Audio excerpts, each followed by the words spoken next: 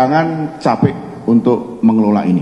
Kita bertanggung jawab untuk tugas-tugas yang diberikan oleh negara. Tugas itu adalah kehormatan. Karena saya cinta dengan tugas ini.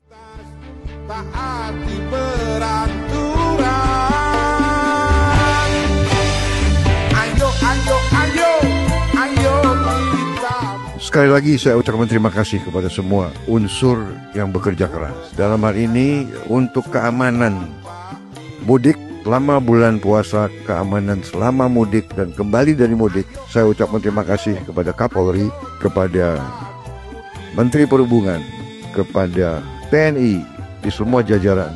Kerja keras saudara sesuatu yang membanggakan. Atas nama pemerintah dan atas nama rakyat Indonesia, saya ucapkan terima kasih. Saudara sebagai pimpinan, saya nilai saudara-saudara sangat bertanggung jawab, saudara-saudara sangat berprestasi, dan saudara-saudara pantas untuk diberi penghormatan oleh seluruh rakyat Indonesia.